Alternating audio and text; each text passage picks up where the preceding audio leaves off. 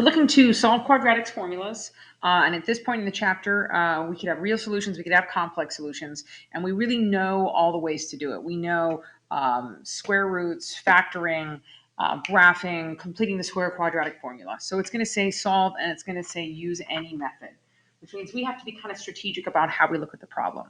So me looking at this guy, I'm immediately thinking quadratic formula, and here's why. The numbers are pretty big. I'm not going to want to graph this guy. I'm not going to want to complete the square here. I have to divide every term by 9. And then my b term is definitely not going to be even. It would just kind of be a mess. Big numbers, quadratic formula tends to be the way to go, especially when your a value isn't 1. Now, before I even get into it, I cannot start right away. This is set equal to 24. And really the only time I want to kind of manipulate how it's set equal and not have it set equal to 0 is when I'm solving with square roots, which I also wouldn't do here because I have a bx term.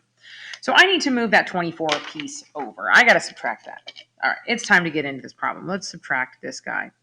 Now I'm going to move it over to this side, and it is going to become negative when I do that. I'm subtracting it. I want an equal to 0 over here. Now be careful. There's no like term with a minus 24. You got an x squared term. This is going to be an x term. That's going to be a constant. Putting it in standard form, which is ideal. It's going to be easier to identify the a, b, and c. Is going to look like this. 9x squared minus 24x plus 17. Now my standard form for a quadratic is ax squared plus bx plus c. So my a, b, and c value are now very easy to identify from this problem. A, b, and c. It's the numbers, just the numbers, not the x piece.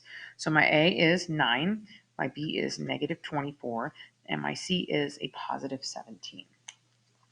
Now from here, I'm going to use the quadratic formula. And the quadratic formula, you either need to know or know where to look it up.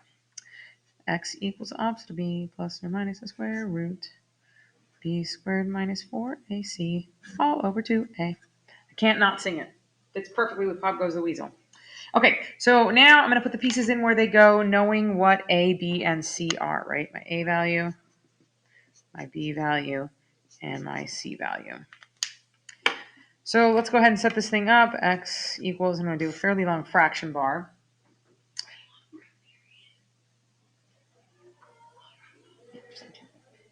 Let's see, my b value is negative 24, so I'm going to do a positive 24, and then it's plus or minus the square root b squared. Now, this is really, really important. This is a negative b. When you do your b squared, I need to square here.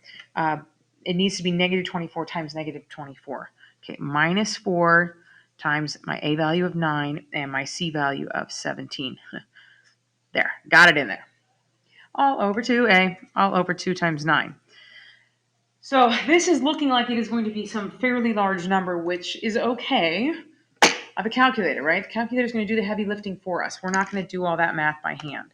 You're going to do the discriminant first.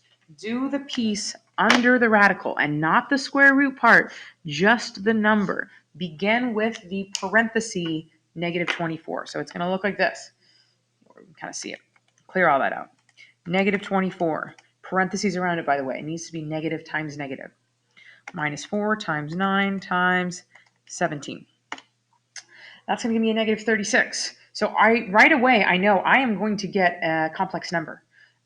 This is a negative under the square root, so it is not going to be a real answer. I'm going to have 24 plus or minus the square root of negative 36 all over 18. But really good news is the negative 36 is a relatively easy number to have under there because 36 on its own is a perfect square. So let's just keep working down. This is going to stay 24.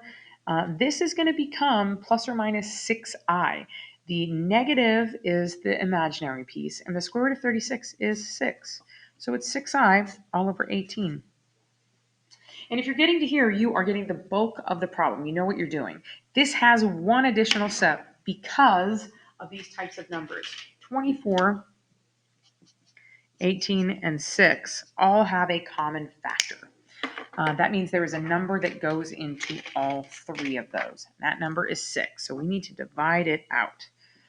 This is going to become a 1, this is going to become a 3, and this is going to become a 4. We're dividing out that 6. So my final answer is going to be 4 plus or minus 1I is just I, all over 3. An imaginary answer. I knew that was coming because my discriminant was negative. And here it is in all its glory. All right, hope that's helpful. Message me anytime with questions.